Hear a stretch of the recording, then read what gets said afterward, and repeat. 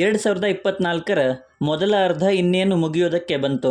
ಕನ್ನಡ ಇಂಡಸ್ಟ್ರಿಯಿಂದ ಸಾಕಷ್ಟು ಸಿನಿಮಾಗಳು ಕೂಡ ರಿಲೀಸ್ ಆದವು. ಆ ಸಿನಿಮಾಗಳಲ್ಲಿ ಕೆಲವು ಸಿನಿಮಾಗಳು ಹಿಟ್ಟಾಗಿದ್ದರೆ ಇನ್ನೂ ಕೆಲವು ಸಿನಿಮಾಗಳು ಫ್ಲಾಪ್ ಆಗಿವೆ. ಸೊ ಈ ವಿಡಿಯೋದಲ್ಲಿ 2024ರ ಮೊದಲರ್ಧದಲ್ಲಿ ನೆಲ ಕಚ್ಚಿದ ಸಿನಿಮಾಗಳು ಯಾವ್ಯಾವು ಇವೆ ಅನ್ನೋದನ್ನು ಹೇಳಿಕೊಡ್ತೀನಿ. ಅದಕ್ಕೂ ಮುಂಚೆ ಚಾನಲ್ಗೆ ಹೊಸಬರಾಗಿದ್ದರೆ ಚಾನಲನ್ನು ಸಬ್ಸ್ಕ್ರೈಬ್ ಮಾಡಿಕೊಂಡು ಪಕ್ಕದಲ್ಲಿರೋ ಗಂಟೆಯನ್ನು ಕೂಡ ಬಾರಿಸ್ಬಿಡಿ. ಏಕೆಂದರೆ ಇದೇ ತರಹದ ಮತ್ತಷ್ಟು ಡಿಸ್ಕಷನ್ ಜೊತೆಗೆ ಭೇಟಿ ಆಗ್ತಿರೋಣ. ಆ್ಯಂಡ್ ಈ ವಿಡಿಯೋ ನಿಮಗೆ ಇಷ್ಟ ಆದರೆ ನಾನು ನಿಮ್ಮ ಕಡೆಯಿಂದ ಬಯಸೋದು ಒಂದು ಲೈಕ್ ಮಾತ್ರ. ಅದನ್ನು ಕೂಡ ಕೊಟ್ಟು ವಿಡಿಯೋನ ಕಂಪ್ಲೀಟಾಗಿ ನೋಡಿ. ಕೇಸ್ ಆಫ್ ಕೊಂಡಾನ ಇದು ದೇವಿ ಪ್ರಸಾದ್ ಶೆಟ್ಟಿಯವರ ನಿರ್ದೇಶನದಲ್ಲಿ ಬಂದ ಸಿನಿಮಾ. ವಿಜಯ್ ರಾಘವೇಂದ್ರ ಅವರು, ಖುಷಿ ರವಿಯವರು, ಭಾವನಾ ಅವರು ಈ ಸಿನಿಮಾದಲ್ಲಿ ಮುಖ್ಯ ಪಾತ್ರದಲ್ಲಿ ಕಾಣಿಸಿಕೊಂಡಿದ್ದರು. ಇದೊಂದು ಕ್ರೈಮ್ ಸಸ್ಪೆನ್ಸ್ ಥ್ರಿಲ್ಲರ್ ಜಾನರ್ನ ಸಿನಿಮಾ ಆಗಿತ್ತು. ವಿಜಯ್ ರಾಘವೇಂದ್ರ ಅವರು ಇನ್ನೇನು ಒಳ್ಳೆಯ ಸ್ಕ್ರಿಪ್ಟ್ಗಳನ್ನು ಸೆಲೆಕ್ಟ್ ಮಾಡ್ಕೋತಾ ಇದ್ದಾರೆ ಅನ್ನೋಷ್ಟರಲ್ಲೇ ಈ ಸಿನಿಮಾ ಥಿಯೇಟ್ರ್ಗಳಲ್ಲಿ ಅಷ್ಟೊಂದು ರೆಸ್ಪಾನ್ಸನ್ನು ಪಡ್ಕೊಂಡಿಲ್ಲ. ಕೆಲವರಿಂದ ಒಳ್ಳೆಯ ರೆಸ್ಪಾನ್ಸನ್ನು ಪಡ್ಕೊಂಡಿದ್ದರೂ ಕೂಡ ಥಿಯೇಟ್ರ್ಗಳಲ್ಲಿ ಒಳ್ಳೆಯ ಕಲೆಕ್ಷನ್ನ ಮಾಡೋದಕ್ಕೆ ಸಿನಿಮಾಗೆ ಆಗಲಿಲ್ಲ. ಆ್ಯಂಡ್ ಅದರಿಂದನೇ ಈ ಸಿನಿಮಾ ಫ್ಲಾಪ್ ಆಯಿತು. ಬ್ಯಾಚುಲರ್ ಪಾರ್ಟಿ ಅಭಿಜಿತ್ ಮಹೇಶ್ ಅವರು ಈ ಸಿನಿಮಾನ ಡೈರೆಕ್ಟ್ ಮಾಡಿದರು. ದಿಗಂತ್ ಅವರು, ಲೂಸ್ ಮಾದ ಯೋಗೇಶ್, ಅಚ್ಯುತ್ ಕುಮಾರ್ ಅವರು ಈ ಸಿನಿಮಾದಲ್ಲಿ ಮುಖ್ಯ ಪಾತ್ರದಲ್ಲಿ ಕಾಣಿಸಿಕೊಂಡಿದ್ದರು. ಇದೊಂದು ಕಾಮಿಡಿ ಡ್ರಾಮಾ ಜಾನರ್ನ ಸಿನಿಮಾ ಆಗಿತ್ತು. ಬಟ್ ಥಿಯೇಟ್ರ್ಗಳಲ್ಲಿ ಇವರ ಕಾಮಿಡಿ ವರ್ಕ್ ಆಗಲಿಲ್ಲ ಆ್ಯಂಡ್ ಸಿನಿಮಾ ಫ್ಲಾಪ್ ಆಗಿ ಸಾಬೀತಾಯಿತು. KTM ಅರುಣ್ ಅವರ ನಿರ್ದೇಶನದಲ್ಲಿ ದೀಕ್ಷಿತ್ ಶೆಟ್ಟಿ, ಸಂಜನಾ ಡೋಸ್ ಅವರ ಮುಖ್ಯ ಪಾತ್ರದಲ್ಲಿ ಬಂದಂಥ ಸಿನಿಮಾ ಇದಾಗಿತ್ತು. ಇದೊಂದು ರೊಮ್ಯಾಂಟಿಕ್ ಲವ್ ಸ್ಟೋರಿ ಸಿನಿಮಾ ಆಗಿತ್ತು. ದೀಕ್ಷಿತ್ ಶೆಟ್ಟಿಯವರು ಹೊಸದೊಂದು ಲುಕ್ಕಲ್ಲಿ ಕಾಣಿಸಿಕೊಂಡಿದ್ದರು. ಬಟ್ ಸಿನಿಮಾ ಥಿಯೇಟ್ರ್ಗಳಲ್ಲಿ ಜನರಿಂದ ರೆಸ್ಪಾನ್ಸನ್ನು ಪಡ್ಕೊಳ್ಳೇ ಇಲ್ಲ. ಇಲ್ಲಿ ಅವರ ಲವ್ ಸ್ಟೋರಿ ವರ್ಕ್ ಆಗದೆ ಸಿನಿಮಾ ಬೇಗನೆ ಥಿಯೇಟ್ರ್ಗಳಿಂದ ಹೊರಗೆ ಬಿತ್ತು ಆ್ಯಂಡ್ ಕಲೆಕ್ಷನಲ್ಲೂ ಕೂಡ ಫ್ಲಾಪ್ ಆಗಿ ಸಾಬೀತಾಯಿತು. ಮಿಸ್ಟರ್ ನಟ್ವರ್ಲಾಲ್ ಲವ ಕಗ್ಗೆರೆ ಅವರು ಈ ಸಿನಿಮಾನ ಡೈರೆಕ್ಟ್ ಮಾಡಿದರು. ತನುಷ್ ಶಿವಣ್ಣ ಅವರು ಈ ಸಿನಿಮಾದಲ್ಲಿ ಮುಖ್ಯ ಪಾತ್ರದಲ್ಲಿ ಕಾಣಿಸಿಕೊಂಡಿದ್ದರು. ಇದೊಂದು ಆ್ಯಕ್ಷನ್ ಡ್ರಾಮಾ ಜಾನರ್ನ ಸಿನಿಮಾ ಆಗಿತ್ತು. ಟ್ರೇಲರಿಂದ ಸಿನಿಮಾ ನಿರೀಕ್ಷೆಯನ್ನು ಹುಟ್ಟಾಕಿತ್ತು. ಬಟ್ ಸಿನಿಮಾ ರಿಲೀಸ್ ಆದ ಮೇಲೆ ಆ ನಿರೀಕ್ಷೆ ಅಲ್ಲಿಗೆ ಉಳಿದು ಹೋಯಿತು ಆ್ಯಂಡ್ ಸಿನಿಮಾ ಫ್ಲಾಪ್ ಆಗಿ ಸಾಬೀತಾಯಿತು. ಮತ್ಸ್ಯಗಂಧ ದೇವರಾಜ್ ಪೂಜಾರಿ ಅವರ ನಿರ್ದೇಶನದಲ್ಲಿ ಪೃಥ್ವಿ ಅಂಬರ್ ಅವರ ಮುಖ್ಯ ಪಾತ್ರದಲ್ಲಿ ಬಂದ ಸಿನಿಮಾ ಇದು. ಕ್ರೈಮ್ ಥ್ರಿಲ್ಲರ್ ಜಾನರ್ನ ಸಿನಿಮಾ ಇದಾಗಿದ್ದು ಉತ್ತರ ಕನ್ನಡ ಭಾಗದ ಕಥೆಯನ್ನು ಆಧಾರಿತ ಸಿನಿಮಾ ಇದಾಗಿತ್ತು. ಪೃಥ್ವಿ ಅಂಬರ್ ಅವರು ಪೊಲೀಸ್ ಆಫೀಸರ್ ಆಗಿ ಈ ಸಿನಿಮಾದಲ್ಲಿ ಕಾಣಿಸಿಕೊಂಡಿದ್ದರು. ಬಟ್ ರಿಲೀಸ್ನ ನಂತರ ಈ ಸಿನಿಮಾ ಬಂದಿದ್ದು ಯಾವಾಗ, ಹೋಗಿದ್ದು ಯಾವಾಗ ಅನ್ನೋದು ಕೂಡ ಗೊತ್ತಾಗದೆ ಸಿನಿಮಾ ಫ್ಲಾಪ್ ಲಿಸ್ಟ್ಗೆ ಸೇರಿಕೊಳ್ತು. ಕರಟಕ ದಮನಕ ಯೋಗರಾಜ್ ಭಟ್ ಅವರ ನಿರ್ದೇಶನದಲ್ಲಿ ಶಿವಣ್ಣ, ಪ್ರಭುದೇವ, ನಿಶ್ವಿಕಾ ನಾಯ್ಡು, ಪ್ರಿಯಾ ಆನಂದ್ ಅವರ ಮುಖ್ಯ ಪಾತ್ರದಲ್ಲಿ ಬಂದಂಥ ಸಿನಿಮಾ ಇದಾಗಿತ್ತು.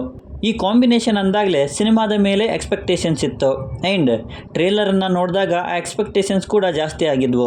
ಬಟ್ ಸಿನಿಮಾ ರಿಲೀಸ್ ಆದ ನಂತರ ಥಿಯೇಟ್ರ್ಗಳಲ್ಲಿ ಸಿನಿಮಾ ಫ್ಲಾಪ್ ಆಗಿ ಸಾಬೀತಾಯಿತು. ಅಂದುಕೊಂಡಷ್ಟು ರೀಚನ್ನು ಈ ಸಿನಿಮಾ ಪಡ್ಕೊಳ್ಳೋಕ್ಕಾಗಲಿಲ್ಲ. ಕೆಲವರಿಂದ ಒಳ್ಳೆಯ ರೆಸ್ಪಾನ್ಸನ್ನು ಪಡ್ಕೊಂಡ್ರೂ ಕೂಡ ಈ ಸಿನಿಮಾ ಫ್ಲಾಪ್ ಅಂತಾನೆ ಎಲ್ಲರೂ ಹೇಳ್ತಾ ಇದ್ದಾರೆ. ರಂಗನಾಯಕ ಗುರುಪ್ರಸಾದ್ ಅವರ ನಿರ್ದೇಶನದಲ್ಲಿ ಜಗ್ಗೇಶ್ ಅವರ ಮುಖ್ಯ ಪಾತ್ರದಲ್ಲಿ ಬಂದಂಥ ಸಿನಿಮಾ. ಈ ಸಿನಿಮಾದ ಮೇಲೆ ಎಕ್ಸ್ಪೆಕ್ಟೇಷನ್ ಜಾಸ್ತಿನೇ ಇದ್ವು. ಯಾಕೆಂದರೆ ಈ ಕಾಂಬಿನೇಷನಲ್ಲಿ ಹಿಂದೆ ಬಂದಂಥ ಸಿನಿಮಾಗಳು ಆ ರೀತಿಯ ರೀಚನ್ನು ಪಡ್ಕೊಂಡಿದ್ವು. ಬಟ್ ಈ ಸಿನಿಮಾನ ಈ ಕಾಂಬಿನೇಷನ್ ಏನಕ್ಕಾದರೂ ಮಾಡ್ತೋ ಅನ್ನೋ ಲೆವೆಲಲ್ಲಿ ಈ ಸಿನಿಮಾ ಫ್ಲಾಪ್ ಆಯಿತು. ಥಿಯೇಟ್ರ್ಗಳಲ್ಲಿ ಜನ ಹೋಗಲೇ ಇಲ್ಲ. ಅಟ್ಟರ್ ಫ್ಲಾಪ್ ಸಿನಿಮಾ ಇದಾಗಿತ್ತು ಅನ್ನಬಹುದು. ಕೆರೆಬೇಟೆ ರಾಜ್ಗುರು ಅವರ ನಿರ್ದೇಶನದಲ್ಲಿ ಗೌರಿ ಶಂಕರ್ ಅವರ ಮುಖ್ಯ ಪಾತ್ರದಲ್ಲಿ ಬಂದ ಸಿನಿಮಾ ಇದಾಗಿತ್ತು. ಮೀನುಗಾರರು ಮತ್ತು ಅವರ ಜೀವನ ಶೈಲಿಯನ್ನು ಸಿನಿಮಾದಲ್ಲಿ ಅದ್ಭುತವಾಗಿ ತೋರಿಸಿದರು. ಸಿನಿಮಾ ಥಿಯೇಟ್ರ್ಗಳಲ್ಲಿ ಒಂದು ಮಟ್ಟಿಗೆ ಒಳ್ಳೆಯ ರೆಸ್ಪಾನ್ಸನ್ನೇ ಪಡ್ಕೊಂಡಿತ್ತು. ಬಟ್ ಅಂದುಕೊಂಡಷ್ಟು ಕಲೆಕ್ಷನನ್ನು ಮಾಡೋದಕ್ಕೆ ಸಿನಿಮಾ ಕೈಯಿಂದ ಆಗಲಿಲ್ಲ ಆ್ಯಂಡ್ ಅದರಿಂದನೇ ಈ ಸಿನಿಮಾ ಫ್ಲಾಪ್ ಆಗಿ ಸಾಬೀತಾಯಿತು ಅನ್ಕೋತೀನಿ. ಅವತಾರ ಪುರುಷ 2 ಸಿಂಪಲ್ ಸುನಿ ಅವರ ನಿರ್ದೇಶನದಲ್ಲಿ ಶರಣ್, ಆಸಿಕಾ ರಂಗನಾಥ್, ಶ್ರೀನಗರ್ ಕಿಟ್ಟಿಯವರು ಈ ಸಿನಿಮಾದಲ್ಲಿ ಮುಖ್ಯ ಪಾತ್ರದಲ್ಲಿ ಕಾಣಿಸಿಕೊಂಡಿದ್ದರು. ಅವತಾರ ಪುರುಷ 1ನ ಮುಂದಿನ ಭಾಗ ಈ ಸಿನಿಮಾ ಆಗಿತ್ತು. ಅವತಾರ ಪುರುಷ 1 ಒಂದು ಮಟ್ಟಿಗೆ ರೆಸ್ಪಾನ್ಸನ್ನು ಪಡ್ಕೊಂಡಿತ್ತು.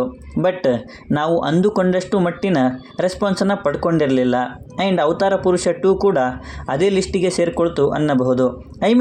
ಥಿಯೇಟ್ರ್ಗಳಲ್ಲಿ ಒಳ್ಳೆಯ ರೆಸ್ಪಾನ್ಸನ್ನು ಪಡ್ಕೊಳ್ಳದೆ ಈ ಸಿನಿಮಾ ಕೂಡ ಕಲೆಕ್ಷನನ್ನು ಮಾಡೋಕ್ಕಾಗದೆ ಫ್ಲಾಪ್ ಲಿಸ್ಟ್ಗೆ ಸೇರಿಕೊಳ್ತು. ಮ್ಯಾಟ್ನಿ ಮನೋಹರ್ ಕಂಪಲ್ಲಿಯವರು ಈ ಸಿನಿಮಾನ ಡೈರೆಕ್ಟ್ ಮಾಡಿದರು. ಸತೀಶ್ ನೀನಾಸಂ, ರಚಿತಾ ರಾಮ್, ಅದಿತಿ ಪ್ರಭುದೇವ ಅವರು ಈ ಸಿನಿಮಾದಲ್ಲಿ ಮುಖ್ಯ ಪಾತ್ರದಲ್ಲಿ ಕಾಣಿಸಿಕೊಂಡಿದ್ದರು. ಇದೊಂದು ಹಾರರ್ ಥ್ರಿಲ್ಲರ್ ಜಾನರ್ನ ಸಿನಿಮಾ ಆಗಿತ್ತು. ಸತೀಶ್ ನೀನಾಸಂ ಅವರು ಈ ಸಿನಿಮಾದಲ್ಲಿ ಹೊಸದೇನೋ ಮಾಡೋದಕ್ಕೆ ಟ್ರೈ ಮಾಡಿದರು, ಬಟ್ ಅದು ಥಿಯೇಟರ್ಗಳಲ್ಲಿ ವರ್ಕ್ ಆಗಲಿಲ್ಲ. ಆಡಿಯನ್ಸ್ಗಳು ಈ ಸಿನಿಮಾನ ನಡು ನೀರಲ್ಲೇ ಕೈಬಿಟ್ರು ಆ್ಯಂಡ್ ಈ ಸಿನಿಮಾ ಕೂಡ ಫ್ಲಾಪ್ ಆಯಿತು. ಮಾರಿಗೋಲ್ಡ್, ರಾಘವೇಂದ್ರ ಎಂ ನಾಯಕ್ ಅವರು ಈ ಸಿನಿಮಾನ ಡೈರೆಕ್ಟ್ ಮಾಡಿದರು. ದಿಗಂತ್ ಮಾಂಚಾಲೆ ಮತ್ತು ಸಂಗೀತ ಅವರು ಈ ಸಿನಿಮಾದಲ್ಲಿ ಮುಖ್ಯ ಪಾತ್ರದಲ್ಲಿ ಕಾಣಿಸಿಕೊಂಡಿದ್ದರು. ಟ್ರೇಲರಿಂದ ಒಳ್ಳೆಯ ಹೈಪನ್ನೇ ಕ್ರಿಯೇಟ್ ಮಾಡಿತ್ತು ಈ ಸಿನಿಮಾ ರಿಲೀಸ್ ಆದ ಮೇಲೆ ಕೆಲವರು ಇದನ್ನು ನವಗ್ರಹ ಸಿನಿಮಾಕ್ಕೂ ಕೂಡ ಹೋಲಿಕೆ ಮಾಡಿ ಮಾತಾಡಿದರು. ಬಟ್ ಸಿನಿಮಾ ಜನರಿಂದ ಅಷ್ಟೊಂದು ರೆಸ್ಪಾನ್ಸನ್ನು ಪಡ್ಕೊಳ್ಳಲಿಲ್ಲ ಆ್ಯಂಡ್ ಬೇಗನೆ ಥಿಯೇಟರ್ಗಳಿಂದ ಹೊರಗೆ ಬಿತ್ತು. ಸೊ ಈ ಸಿನಿಮಾ ಕೂಡ ಫ್ಲಾಪ್ ಆಗಿ ಸಾಬೀತಾಯಿತು. ಗ್ರೇ ಗೇಮ್ಸ್, ಗಂಗಾಧರ್ ಸಾಲಿಮಠ್ ಅವರು ಈ ಸಿನಿಮಾನ ಡೈರೆಕ್ಟ್ ಮಾಡಿದರು. ವಿಜಯ್ ರಾಘವೇಂದ್ರ ಅವರು ಈ ಸಿನಿಮಾದಲ್ಲಿ ಮುಖ್ಯ ಪಾತ್ರದಲ್ಲಿ ಕಾಣಿಸಿಕೊಂಡಿದ್ದರು. ಇದೊಂದು ಕ್ರೈಮ್ ಥ್ರಿಲ್ಲರ್ ಜಾನರ್ನ ಸಿನಿಮಾ ಆಗಿತ್ತು. ವಿಜಯ್ ರಾಘವೇಂದ್ರ ಅವರ 2024ರ ಮೊದಲರ್ಧದಲ್ಲಿ ಬಂದ ಎರಡನೇ ಫ್ಲಾಪ್ ಸಿನಿಮಾ ಇದು ಅನ್ನಬಹುದು. ಈ ಸಿನಿಮಾ ಥಿಯೇಟರ್ಗಳಿಗೆ ಬಂದಿದ್ದು ಕೂಡ ಗೊತ್ತಾಗಲಿಲ್ಲ, ಹೊರಗೆ ಹೋಗಿದ್ದು ಕೂಡ ಗೊತ್ತಾಗದೆ ಫ್ಲಾಪ್ ಆಗಿ ಸಾಬೀತಾಯಿತು. ಸೊ ಇವಿಷ್ಟು 2024ರ ಮೊದಲ ಅರ್ಧದಲ್ಲಿ ಮೇನಾಗಿ ಫ್ಲಾಪ್ ಆಗಿರುವಂಥ ಸಿನಿಮಾಗಳು.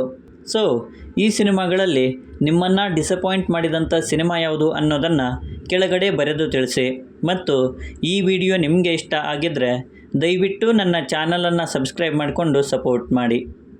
ಮತ್ತೊಂದು ವಿಡಿಯೋ ಜೊತೆಗೆ ಆದಷ್ಟು ಬೇಗ ಸಿಗೋಣ.